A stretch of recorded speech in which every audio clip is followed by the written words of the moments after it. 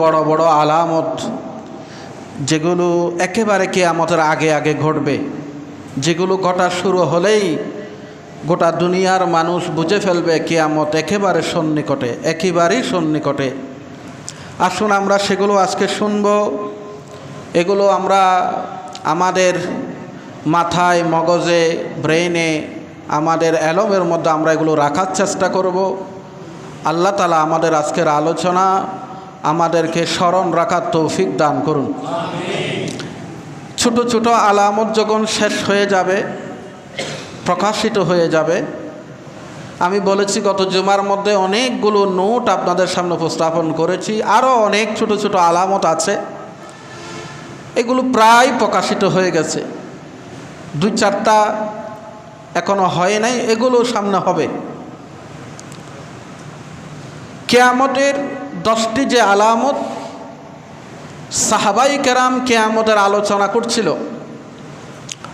একজন আরেকজনের সাথে কিয়ামত নিয়ে তারা কথা বলছে। নবীজি তাদের পাশ দিয়ে যাচ্ছেন, সাহাবাই কেরামের আলোচনাগুলো শুনলেন। আল্লাহ রসুল মজলিসে বসে গেলেন, বললেন, ও আমার সাহাবীরা, 10টি বড় বড় আলামত প্রকাশিত না হওয়া পর্যন্ত কিয়ামত সংগঠিত হবে না। কয়টা? তো সবাই বলেন কয়টা? 10টা আলামত যতক্ষণ সংগঠিত হবে না ততক্ষণ কিয়ামত। এই কথা আমাদের যদি এলম থাকে, আলহামদুলিল্লাহ, আপনি কিয়ামত সংক্রান্ত একজন বড় জ্ঞানী। যারা এখানে আলোচনা নিয়মিত শুনেছেন গত 4 পর্ব, আজকেরটা যারা শুনবেন, আপনি মানুষের সাথে কথা একেবারে সাবলীলভাবে বলতে পারবেন, ভাই, দেওয়ানহাট সৈয়দ হাসান আলী জামে মসজিদে আমরা কিয়ামতের ধারাবাহিক আলোচনা শুনেছি, আমরা বানি কিয়ামত কখন হবে, এটা আপনি বলতে পারবেন। বুখারী, মুসলিম, তিরমিজি, আবু দাউদ তাফসীরের কিতাবগুলো সবগুলোর সারমর্ম, সামারাইজ, সাবস্টেন্স এখন আমি আপনাদের সামনে উপস্থাপন করব, যেটা আপনাকে অনেক বই পড়ে পড়ে আপনাকে এই এলমটা অর্জন করতে হতো। আপনি মহা সৌভাগ্যবান, আপনি আজকের জুমাতে শুরুতে চলে আসছেন, বলি আলহামদুলিল্লাহ।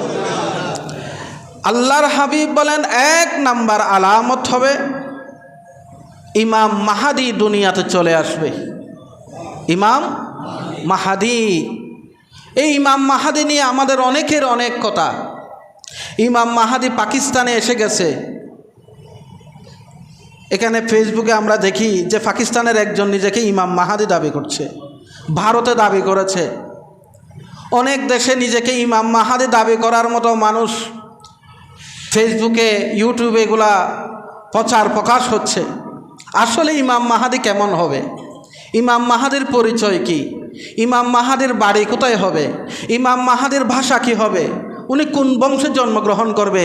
তার বিস্তারিত নমুনা হাদিস শরীফের মধ্যে নবীজি 1500 বছর আগে বলে গেছেন। আল্লাহর হাবিব, বুখারী থেকে একটা হাদিস বলি, এই হাদিসটা মতওয়াতুর পর্যায়ে পৌঁছে গেছে। 50 জন রাবি এই হাদিস বর্ণনা করেছেন। সুবহানাল্লাহ, 50 জন রাবি। কি বলেন? ক্বালান নবিয়্যু, বলেন সাল্লাল্লাহু, আল মাহাদিয়ু মিন্নি আজালাল জাবহাতা জাবহাতে আকনাল আনফি ইয়ামলাউল আরদা কিস্তান ওয়া আদলান কামা মুলিয়াত জাওজান জাওরান ওয়া যুলমান ইয়ামলিকু 7 সিনিন। আল্লাহর হাবিব বলেন, কিয়ামতের আগে আগে যে 10টি বড় আলামত, 1 নাম্বার বড় আলামত হবে তোমাদের মাঝে ইমাম মাহাদির আগমন হবে। সাহাবায়ে কেরাম জিজ্ঞেস করলো, ইয়া রাসূলুল্লাহ, ইমাম মাহাদি দেখতে কেমন হবে? ওনার পরিচয় কেমন হবে? উনি কোন দেশে জন্মগ্রহণ করবে? আল্লাহর হাবিব বলেন, ইমাম মাহাদি তার জন্ম হবে আরবে, সে আমার কুরাইশ বংশে জন্মগ্রহণ করবে, আমার আলে রসুলের অন্তর্ভুক্ত হবে, সে হবে আউলাদে রসুল। তার বাড়ি হবে মদিনা, তার জন্মস্থান। কুরাইশ বংশে সে জন্মগ্রহণ করবে। তার নাম হবে আমার নামে, আমার নাম মোহাম্মদ, তার নাম মোহাম্মদ, তার নাম আমার নামে নাম হবে। তার বাবার নাম হবে আব্দুল্লাহ, আমার বাবার নাম আব্দুল্লাহ। ইমাম মাহাদির বাবার নামও হবে আব্দুল্লাহ। আমার মায়ের নাম আমেনা, ইমাম মাহাদির বাবা মায়ের নামও হবে আমার নামে নাম, আমার বাবার নামে নাম, আমার মায়ের নামে নাম, আর বংশ হবে কুরাইশ বংশ। সে মদিনা থেকে মক্কা শরীফ আসবে কাবা শরীফের তাওয়াফ করার জন্য। বয়স যখন পর্যাপ্ত পরিমাণ হবে, গোটা পৃথিবীর মানুষ একজন ইমামের অপেক্ষা করবে, আল্লাহ আমাদেরকে একজন ইমাম দাও, নেতা দাও, আমাদেরকে লিডার দাও, যেন গোটা দুনিয়ার বিশ্ব মুসলমানকে ঐক্যবদ্ধ করতে পারে। মুসলমানের তখন বড় বিপর্যস্ত অবস্থা হবে। মুসলমান শুধু মার খাবে, শুধু মার খাবে। মুসলমান দানা নানা দলে উপদলে ফেরকায় বিভক্ত হয়ে পড়বে। মুসলমানরা মার খেতে খেতে দেওয়ালে পিঠ টেকে যাবে। শুধু একজন নেতা আর অপেক্ষা করবে কখন ইমাম মাহাদি আসবে। ইমাম মাহাদি আলাইহিস সালাম কাবা শরীফের তাওয়াফ করতে থাকবে। এমন সময় গায়বীভাবে এলান হবে, তোমাদের নেতা এসে গেছে, তার নাম মাহাদি। এই তোমাদের নেতা ইমাম মাহাদি। মাহাদি তার নাম না, মাহাদি হলো তার টাইটেল, লকব, উপাধি। ওনার নাম বলেন, ওনার নাম মোহাম্মদ। এই যখন হয়ে এলান হবে, সাথে সাথে এটা প্রসার হয়ে যাবে। তথ্য প্রযুক্তির যুগ, অনলাইনের যুগ, গোটা দুনিয়াব্যাপী প্রচার হয়ে যাবে ইমাম মাহাদি চলে এসেছে। সুবহানাল্লাহ। আল্লাহর হাবিব বলেন তার চেহারা হবে সুন্দর নুরানি, কফলটা হবে প্রশস্ত। আল মাহাদিউ মিন্নি আজালাল জাবাহা, তার চেহারা হবে সুন্দর, কফলটা হবে প্রশস্ত। আকনাল আনফ, আর তার নাকটা হবে উঁচা। সুবহানাল্লাহ। এখন কোনো পাকিস্তানি যদি বলে আমি ইমাম মাহাদি, আপনারা তারা চিনতে পারবেননি। আপনি তো ইমাম মাহাদি না। রসুল বলেছে এই মাহাদির বাড়ি হবে কুরাইশ বংশে, ওনার জন্ম, বাড়ি হবে মদিনায়, ওনার প্রকাশ হবে মক্কা শরীফে। ওনার নাম আব্দুল্লাহ, বাবার নাম আব্দুল্লাহ, মায়ের নাম, ওনার নাম হবে মোহাম্মদ। আমাদের রসুল আমাদেরকে বলে গেছে হাদিসের সাথে তোমার কোনো মিল। ইমাম মাহাদির ভাষা কি উর্দু হবে, ইন্ডিয়ান হবে, বাংলাদেশে হবে, ইংরেজি হবে? ইমাম মাহাদির ভাষা হবে আরবি। তাহলে ইমাম মাহাদিকে চেনার জন্য নবীজি ১৫০০ বছর আগে কোনো ভণ্ড প্রতারক যদি বলে আমি ইমাম মাহাদি, আজকের জুমায় আপনারা যারা আলোচনা শুনে ফেলেছেন, দুনিয়ার যত প্রযুক্তি আপনাকে বলুক, আপনি বলবেন হাদিসে যেটা আছে এটার সাথে তোমার কোনো মিল নেই। ইমাম মাহাদি আসি কাজটা কি করবে? ওনার কাজ কি হবে? উনি গোটা দুনিয়ার মুসলমানদেরকে ঐক্যবদ্ধ করে ফেলবে। আজকে মুসলমান নানান দলে, নানান মতে, নানান ফেরকায় বিভক্ত হয়ে পড়েছে। কথা বলেন ঠিক কিনা? ইসরায়েল আমেরিকা সেই সুযোগটাই নিয়েছে। ইসরায়েল একা না। আমরা মনে করছি ইসরায়েল ৮০ লাখের দেশ, ৮০ লাখ, ৯৯ লাখ, ১ কোটি ধরলাম, ১ কোটি ইহুদি, ২০০ কোটি মুসলমান পারছে না। না, ইসরায়েল মূলত কাজটা করছে ইসরায়েল, কিন্তু পিছন থেকে তাকে সহযোগিতা করছে আমেরিকা আর ইউরোপ। গোটা অমুসলিম কাফের, পুরা কাফের গোষ্ঠী তাকে সহযোগিতা করছে। এই সুযোগটা কেন নিচ্ছে? আজকে আমাদের ভিতরে নানান ফেরকা, নানান মতবাদ, নানান দলে উপদলে আমরা বিভক্ত হয়ে গেছি। আমরা আমাদের একটা মসজিদও আমরা ঐক্যবদ্ধ হতে পারি না। আমরা একজন খতিবের নেতৃত্ব ঐক্যবদ্ধ হতে পারছি না। আমরা মনে করছি ইনি আমার দলের খতিব না। এই যে চিন্তাধারা, এই যে মন মানসিকতা আমাদেরকে তিলে তিলে শেষ করে দিচ্ছে আমাদেরকে। আর এটার সুযোগ নিয়েছে কাফের সম্প্রদায়। আমরা এই অনৈক্যের সুযোগটা, ইমাম মাহাদি এসে এই অনৈক্য ভেঙ্গে দেবেন, এই দ্বিধা বিভক্তি ভেঙ্গে দিবেন, গোটা ইসলামী বিশ্বকে, মুসলিম বিশ্বকে ঐক্যবদ্ধ করে দিবেন।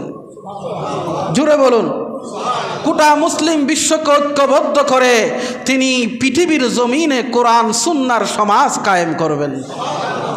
এর পূর্বে ইমাম মাহাদি আসার আগে গোটা দুনিয়া ব্যাপী যে জুলুমের শাসন, অন্যায় শাসন, বেইনসাফি শাসন, আর নানান তন্ত্র মন্ত্র, গণতন্ত্র, সমাজতন্ত্র, রাজতন্ত্র, সেকুলারিজম, নানান দলে বলে মতাদর্শে বিভক্ত হয়ে ইসলামী রাষ্ট্রগুরু পরিচালিত হচ্ছিল, ওই সমস্ত তন্ত্র মন্ত্রের দাফন করে দিবেন। সুবহানাল্লাহ বলেন না। কোন তন্ত্র আর মন্ত্র থাকবে না, তন্ত্র মন্ত্র একটাই, কোরআন সুন্নাহর সমাজ ব্যবস্থা। সুবহানাল্লাহ বলেন না।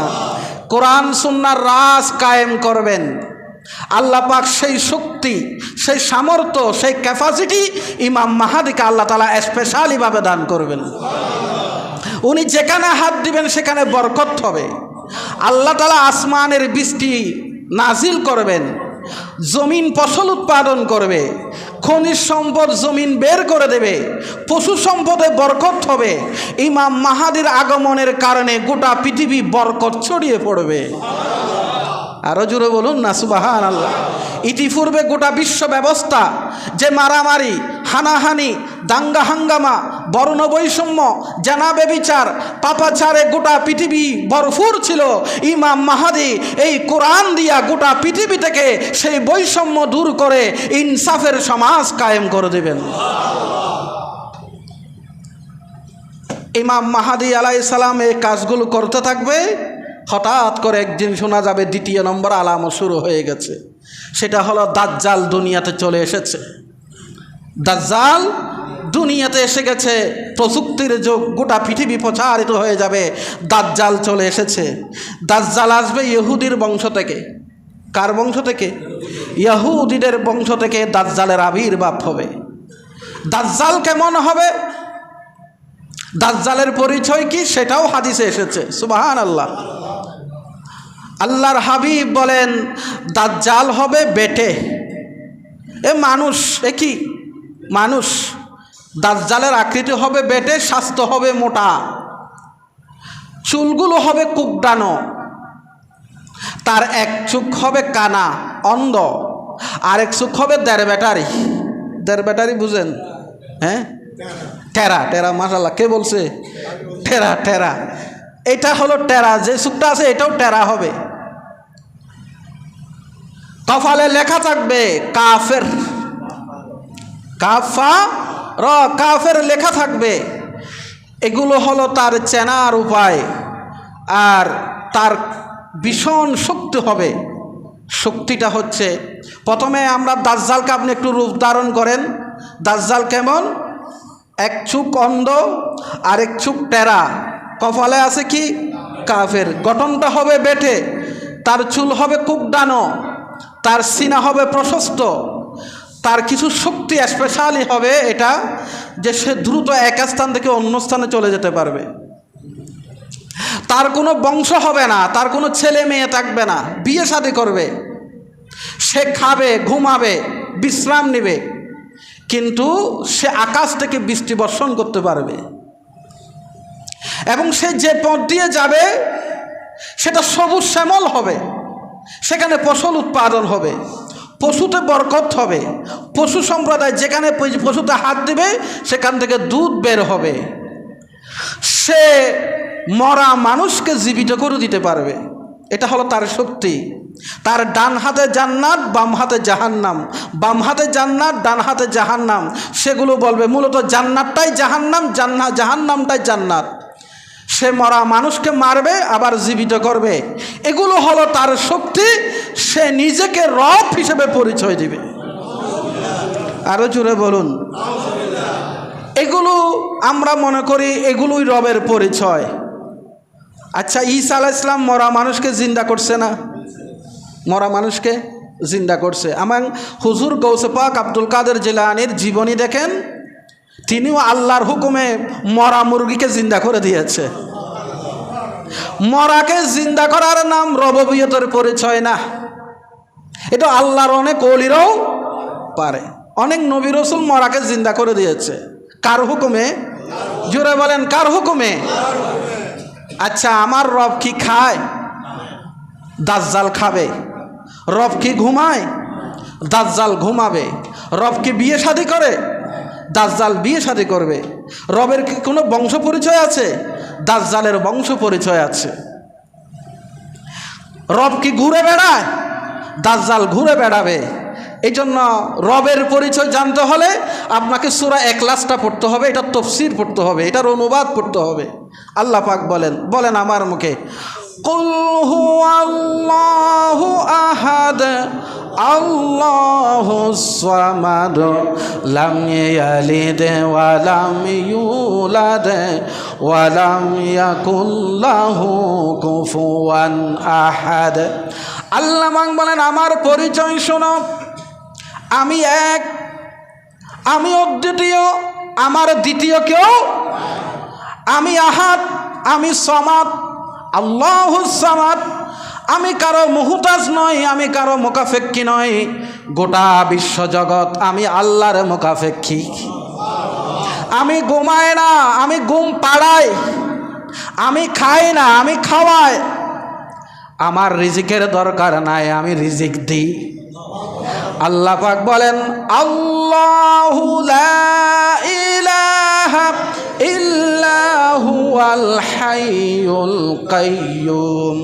আমি আল্লাহ এমন, আমি চিরঞ্জীব, চিরস্থায়ী, আমার কোনো জন্ম নাই, আমার কোনো মৃত্যুও লা তাখুযুহু সিনাতুন ওয়ালা নাওম। আমি আল্লাহ এমন, আমার কোনো ঘুম নাই, কোনো ঘুম আমাকে স্পর্শ করতে পারে। দাজ্জাল ঘুমাবে, দাজ্জাল খাবে, দাজ্জালের বংশ হবে, দাজ্জাল ঘুরে বেড়াবে, এগুলো রবের পরিচয় নয়। দুর্বল ইমানদার যারা দাজ্জালের এই সাময়িক কিছু শক্তি দেখে তারা ঈমান হারা হয়ে বেঈমান হয়ে যাবে। দাজ্জালের এক নম্বর অনুসারী হবে ইহুদিরা। ইহুদিরা হবে দাজ্জালের অনুসারী। আর দুই নাম্বার হবে মহিলা সমাজ। মহিলারা একটু থেকে একটু কিছু দেখলে ওই বাবার প্রতি, ওই হুজুরের প্রতি ভক্ত হয়ে পড়ে।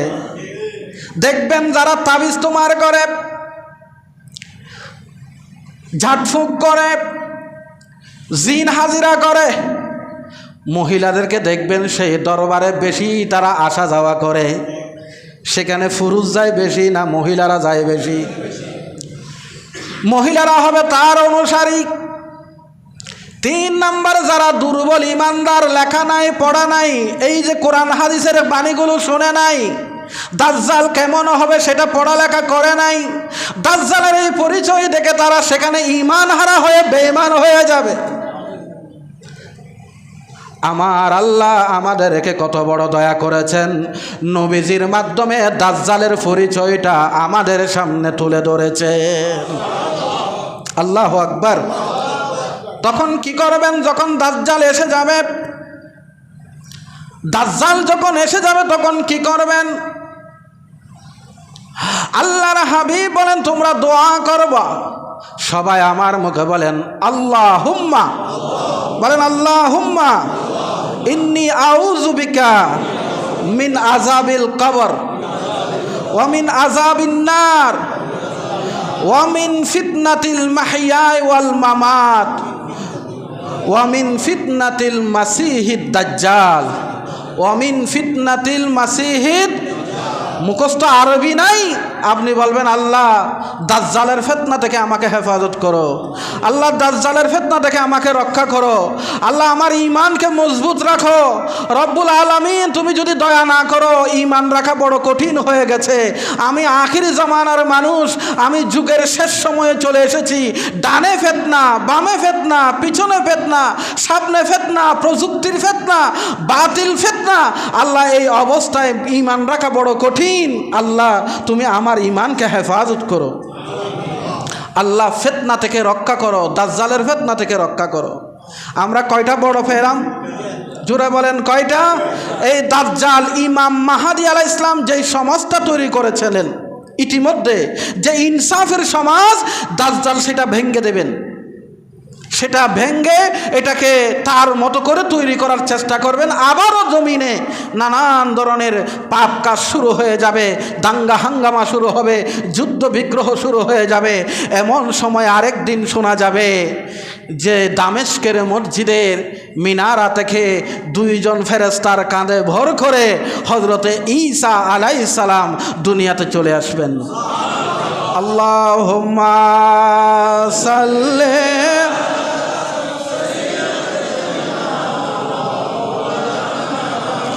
ওয়ালা আলি সাইয়্যিদিনা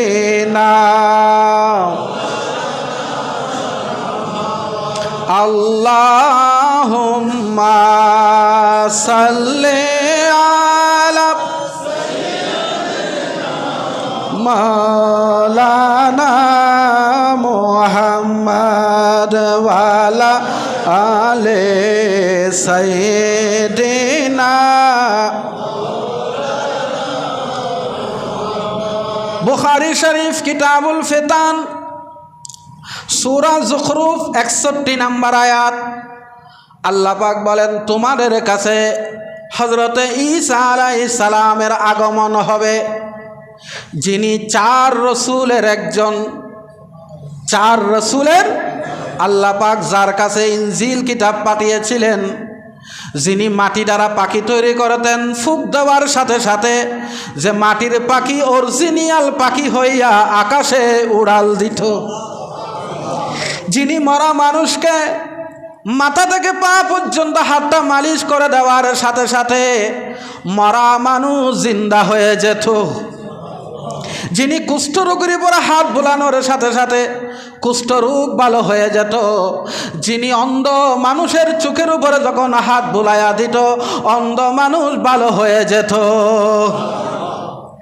ঈসা আলাইহিস সালাম যখন দুনিয়াতে আসবে, কিভাবে আসবে নবীজি সেটাও বলেন।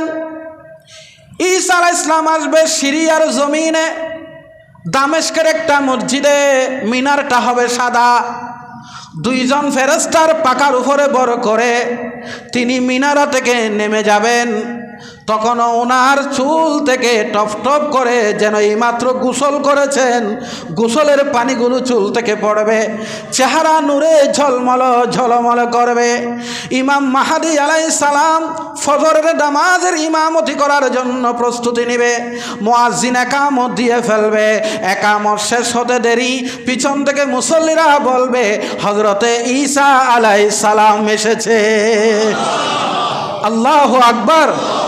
এই কথা শোনার সাথে সাথে ইমাম মাহদী মুসাল্লা থেকে পিছনে চলে যাবে, হযরতে ঈসা আলাইহিস সালামকে রিসিভ করে বলবেন আমাদের বড় সৌভাগ্য, আপনি চলে এসেছেন, ফজরের নামাজ হবে, আসুন আপনি ইমামতি করবেন, আপনার পিছনে ফজরের নামাজ আদায় করব। ইমাম মাহদী আলাইহিস সালাম বলবেন না, একামত আমার জন্য দেওয়া হয় নাই, একামত আপনার জন্য দেওয়া হয়েছে, আপনি ইমামতি করবেন, আমি আপনার পিছনে নামাজ আদায় করব। বুখারীতে এসেছে আল্লাহর হাবিব বলেন সেই দিন তোমাদের মর্যাদা কত বড় হবে, যেই দিন আমার একজন উম্মতের পিছনে একজন বড় রসুল ঈসা আলাইহিস সালাম তোমাদের পিছনে নামাজ পড়বে। আমার উম্মত মানে ইমাম মাহদী, আমার ইমাম মাহদীর পিছনে একজন রসুল নামাজ পড়বে। মনে রাখবেন ঈসা আলাইহিস সালাম দুনিয়াতে আসবে রসুল হয় না, কারণ রসুল হয়ে দুনিয়াতে আগমনের ফালা শেষ, নবীর পরে আর কোনো নবী, বলেন নবীর পরে আর কোনো নবী। ঈসা আলাইহিস সালাম রসুল করিম সাল্লাল্লাহু আলাইহি ওয়াসাল্লামার উম্মত হয়ে দুনিয়াতে আসবেন। আমার রসুল বলে সেই দিন তোমাদের মর্যাদা কত বড় হবে, চার রসুলের একজন তোমাদের পিছনে নামাজ পড়বে। এই মর্যাদা কিসের কারণে বেড়েছে? আমরা নবীর উম্মত হওয়ার কারণে বেড়েছে। নামাজ শেষ হবে, মজলিসের শুরার বৈঠক চলবে, ইমাম মাহদী আলাইহিস সালাম বলবেন যে ওগো আমরা তো আপনার জন্য এতদিন অপেক্ষা করছিলাম, আমি একটা সুন্দর সমাজ তৈরি করেছি, ওটাতে দাজ্জাল হানা দিয়েছে, আবারও যুদ্ধ বিগ্রহ শুরু হয়েছে, মুসলমানরা কষ্ট পাচ্ছে, আমরা আপনার অপেক্ষায় এসেছি, দাজ্জালকে হত্যা করার জন্য আপনার সর্বাত্মক সিদ্ধান্ত গ্রহণ করুন। হজরতে ঈসা আলাইহিস সালাম ওই মজলিস থেকেই দাজ্জালের সিদ্ধান্ত, হত্যা করার সিদ্ধান্ত গ্রহণ করা হবে। বিশাল বাহিনী তৈরি হবে, ঈসা আলাইহিস সালাম হবে ওই বাহিনীর লিডার, সেনাপতি, কমান্ডার। জুড়ে বলুন না সুবহানাল্লাহ। ঈসা আলাইহিস সালামকে আল্লাহ স্পেশাল ক্ষমতা দিবেন। ঈসা আলাইহিস সালাম দাজ্জালের পিছনে ছুটবেন, দাজ্জালকে দৌড়াতে দৌড়াতে দৌড়াতে দাজ্জাল চলে যাবে বর্তমান ফিলিস্তিনের লুত নামক একটা গেট আছে, সেই গেটের সামনে অবস্থান করবেন, দৌড়াতে দৌড়াতে সেখানে আসে দাজ্জালকে পাবেন, ওনাকে বর্ষা দ্বারা আঘাত করে সেখানে হত্যা করবে। দাজ্জাল ফিনিশ। এবার ঈসা আলাইহিস সালাম আবারও গোটা জমিনে এই কোরআন সুন্নাহর সমাজ আবার কায়েম করবেন। কোরআন ছাড়া কোনো গতি, মানুষের জীবনের মুক্তি পেতে হলে, সমাজ থেকে জুলুমের বিতাড়িত করতে হলে, আদালতে ইনসাফ কায়েম করতে হলে, থানায় ইনসাফ কায়েম করতে হলে, সচিবালয়ে ইনসাফ কায়েম করতে হলে এই কোরআন ছাড়া বিকল্প নাই। ঈসা আলাইহিস সালাম আবার কোরআনের শাসন শুরু করবেন, আবারও বরকতময় গোটা পৃথিবী হয়ে যাবে, গোটা পৃথিবী শান্তিময় হয়ে যাবে, যুদ্ধ বন্ধ হয়ে যাবে, দাঙ্গা হাঙ্গামা বন্ধ হবে, জুলুম বন্ধ হবে, ইনসাফের সমাজ কায়েম হয়ে যাবে।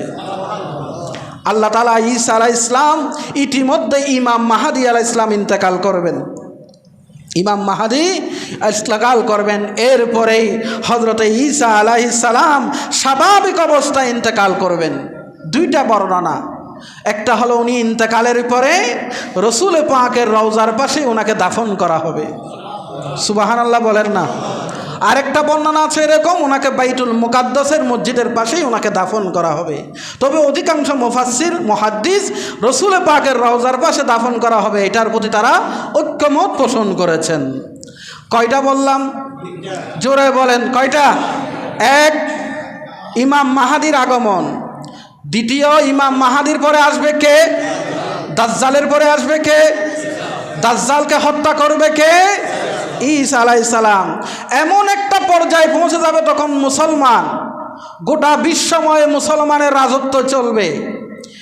ইহুদিরা পালাতে থাকবে, দৌড়াতে থাকবে, পালাতে পালাতে, ওটা আমি গত জুমায় বলেছি, বুখারীতে এসেছে, তারা পাথরের পিছনে আশ্রয় নেবে, তারা পাহাড়ের পিছনে আশ্রয় নেবে, গাছের পিছনে নিজেকে লুকায় রাখবে। তখন গাছের জবান খুলে যাবে, পাহাড়ের জবান খুলে যাবে, পাথরের জবান খুলে যাবে। এ মুসলমান, আমার পিছনে একজন ইহুদি লুকায় আছে, এরে ধরো, এরে হত্যা করো। পৃথিবীতে ইহুদির মতো বর্বর, অসভ্য, জালেম দ্বিতীয় আর কোনো জাতি। আপনারা কি জানেন, আমি এরপরেই নবী রসুলদের জীবনী শুরু করব বলে ইনশাআল্লাহ, 25 জন নবীর জীবনী শুরু করব ইনশাআল্লাহ। সেখানে আমরা শুনতে পারবেন ইহুদিরা কত বর্বর, ইহুদিরা কত নবীকে জবাই করে করে হত্যা করেছে, নবীদেরকে পর্যন্ত তারা জবাই করে হত্যা করেছে। যে জালেম ইহুদি নবী হত্যা করতে পারে, তারা সাধারণ মানুষকে হত্যা করতেই পারে। এই জন্য তাদের উপর জিল্লত, তাদের উপরে লাঞ্ছনা, তাদের উপর আল্লাহর গজব বারবার বারবার আপতিত হয়েছে ইহুদিদের উপর। তারা শেষ পর্যন্ত রাষ্ট্র থেকে বঞ্চিত হয়েছে। তারা যাযাবর জাতি, তারা যাযাবর, তাদের কোনো রাষ্ট্র। আমরা বলি ইসরায়েল রাষ্ট্র, এই কথাটা ভুল। ইসরায়েল কোনো রাষ্ট্রই নেই, ইসরায়েল কোনো রাষ্ট্র নয়, এটা পুরাটাই ফিলিস্তিন। ইসরায়েলকে আমেরিকা ইসরায়েল বানিয়েছে, এই বিস্ফোরাকে আরবের বুকে তারা দাঁড় করিয়ে দিয়েছে যেন গোটা আরব বিশ্বকে তারা কন্ট্রোল করতে পারে। ইসরায়েল নামে আসলে কোনো রাষ্ট্র নাই। প্রিয় হাজরিন, ইমাম মাহাদি, দাজ্জাল, হজরতে ঈসা আলাইহিস সালামের পরে চতুর্থ আলামত যেটা শুরু হবে, এর আগে ইমাম ঈসা আলাইহিস সালাম এখনও ইন্তেকাল করে নাই, ইন্তেকালের আগে আগে আরেকটা আলামত শুরু হবে, সেটা হবে ইয়াজুজ মাজুজ। ইয়াজুজ আপনারা নামটা শুনেছেন, কিন্তু আসলে এটা কি? ইয়াজুজ মাজুজ এটা কি? ইয়াজুজ মাজুজ এটাও মানুষ, তবে একটা বিশৃঙ্খল জাতি। মানুষ সমাজের ভিতরে সবচেয়ে একটা বিশৃঙ্খল উশৃঙ্খল বর্বর একটা জাতির নাম হলো ইয়াজুজ মাজুজ। জুলকারনাইন বাদশা আজ থেকে হাজার হাজার বছর আগে ওই সময়ের মানুষের আবেদনের প্রেক্ষিতে বলেছিলেন, আমরা তো তাদের জ্বালায় বাঁচি না, তারা আমাদের ফসল খেয়ে ফেলছে, আমাদের ফসল নষ্ট করে দিচ্ছে, কোনো কিছু করে রাখতে পারি না, এরা এসে সব শেষ করে দেয়, এদের যন্ত্রণা থেকে আমাদেরকে বাঁচান, আপনার কি লাগবে আমরা দেব। জুলকারনাইন বললেন, আমার কিছু লাগবে না, আল্লাহ আমাকে যথেষ্ট দিয়েছে, তোমরা একটা কাজ করো, যে যত পারো আমাকে লোহা এনে দাও। লোহা সবাই যার যার মতো করে লোহার স্তূপ করবে, লোহার স্তূপ করে লোহাগুলোকে গলানো হবে, লোহা দিয়া একটা বাদ দিয়া সেখানে তামাকে গলিয়ে তরল তামা সেখানে ঢেলে দিয়া একটা তামার পাচির করে দিয়েছিলেন তিনি, যেন ইয়াজুজ মাজুজ দুই পাহাড়ের মাঝে তারা যেন আটকে থাকে, ওখান থেকে বের হতে না পারে। এটা আল্লাহর একটা বিশেষ সৃষ্টি। ওরা প্রতিদিন সেই তামার পাচিরটা ভাঙার চেষ্টা করে, কিছু কিছু করে কিন্তু শেষ পর্যন্ত সফল হয় না। কিন্তু কিয়ামতের আগে আগে ওরা সফল হবে, ওই তামার পাচির ভেঙে তারা জমিনে বেরিয়ে যাবে। এটার নাম ইয়াজুজ মাজুজ। ইয়াজুজ মাজুজ এরা বেরিয়ে যাবে, গোটা পৃথিবীতে আবার অশান্তি শুরু হয়ে যাবে। ওরা এত বিশাল বাহিনী, কোনো নদী দিয়ে যদি তারা যায়, গোটা নদীর পানি ওরা খেয়ে শেষ করে দিতে পারবে। এবার চিন্তা করেন বাহিনীটা কত বড় হবে। ক্ষেত কামার শেষ করবে, ফসলাদি নষ্ট করবে, মানুষকে ধরে ধরে কষ্ট দেবে। হজরতে ঈসা আলাইহিস সালাম মুসলমানদেরকে নিয়ে পাহাড়ে উঠবেন, আল্লাহ তাআলার কাছে দোয়া করবেন, আল্লাহ এই জমিনটা আবার অশান্ত হয়ে গেছে, তুমি এমন একটা আযাব তাদের উপর নাজিল করো যে আযাবে ইয়াজুজ মাজুজ ধ্বংস হয়ে যায়। আল্লাহ পাক তাদের ঘাড়ের উপর এক ধরনের ফোড়া সৃষ্টি করবেন। ফোড়া বুঝেন? এটা সৃষ্টি করবে এবং কিছু পাখি পাঠাবে, ওই ফোড়ার আঘাতে বিষাক্ত ক্রিয়ায় তারা সবগুলো মারা যাবে, জমিনে তারা লুটে যাবে। এবার আল্লাহ পাকের কাছে আবার দোয়া করবে, আল্লাহ গোটা জমিন ইয়াজুজ মাজুজে ভরে গেছে, দুর্গন্ধ বের হচ্ছে, আল্লাহ এগুলো সরানোর একটা ব্যবস্থা করো। আল্লাহ পাক কিছু পাখি পাঠাবে, বড় বড় পাখি, উট পাখির মতো বড় বড় পাখি পাঠাইয়া এগুলো সবগুলোকে একটা জায়গায় নিয়ে যাবে। এবার আল্লাহ পাক আসমান থেকে রহমতের বৃষ্টি নাজিল করবে, রহমতের বৃষ্টি গোটা জমিন ধুয়ে মুছে পরিষ্কার করে দেবে। জোরে বলুন না সুবহানাল্লাহ। এটার নাম হলো ইয়াজুজ মাজুজ। 5 নাম্বার যেটা হবে কিয়ামতের বড় আলামতের মধ্যে, সেটা হলো 3টা বড় বড় ভূমি ধস হবে। একটা পূর্বে, আরেকটা পশ্চিমে, আরেকটা আরবে। এই ভূমিধসের কারণে লক্ষ লক্ষ মানুষ মুহূর্তের ভিতরে পৃথিবীর জমিন থেকে হারিয়ে যাবে।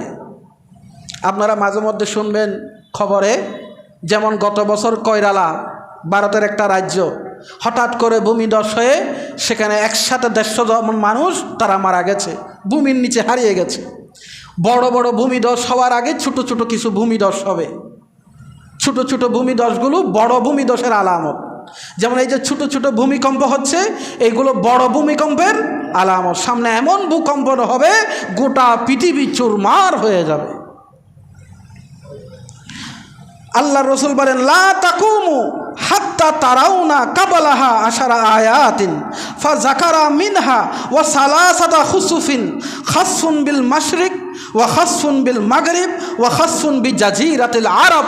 3টা ভূমিধস না হওয়া পর্যন্ত কিয়ামত হবে না। একটা পশ্চিমে, আরেকটা পূর্বে, আরেকটা আরবে। আল্লাহুম্মা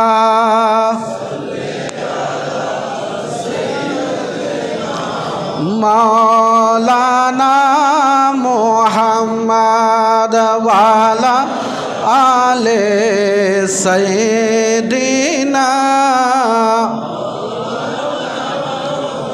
চিন্তা করে